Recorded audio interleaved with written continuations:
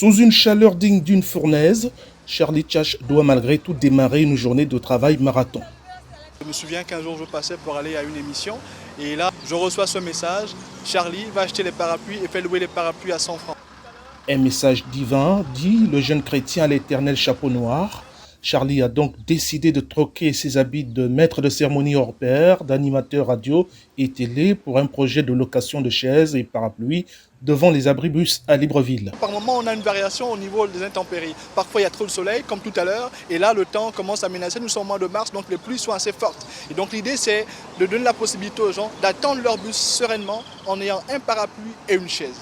Je dis toujours, n'attendons pas l'État car l'État ne connaît pas notre État. Je dis toujours également, le diplôme sur le lit ne se transformera jamais en argent. Sors et fais quelque chose. Donc derrière, c'est inspirer la jeunesse africaine à l'auto-emploi. Parce que la solution pour lutter contre le chômage, pour éviter le chômage, pour sortir du chômage... Parfois énigmatique, Hans Charlie Mouniégou, de son vrai nom, se présente comme le président de la jeunesse africaine virtuelle. À force de travail, Charlie trace son chemin et impose ses concepts.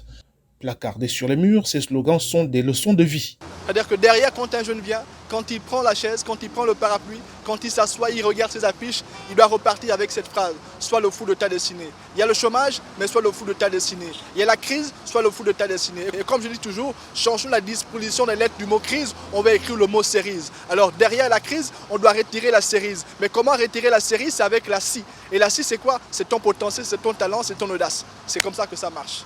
Parti de rien et seulement avec 4 chaises, dont l'unité vaut à peine 6 dollars. Un mois plus tard, Charlie dispose désormais d'une quinzaine de chaises. Les usagers des abribus de la capitale gabonaise lui témoignent une grande admiration. Déjà, c'est très louable parce qu'on a un jeune compatriote gabonais qui décide d'innover avec une idée brillante parce qu'il aide nos mamans qui ne peuvent pas patienter debout. Et même moi, je suis étudiante, donc si je patiente pendant 1 heure, je peux m'asseoir et lire un cours. Donc c'est vraiment très louable, c'est intelligent et j'encourage vraiment cette œuvre. Diplômé en sociologie, Charlie Tchach était déjà entrepreneur à l'université de Libreville. Il achetait de la friperie qu'il revendait.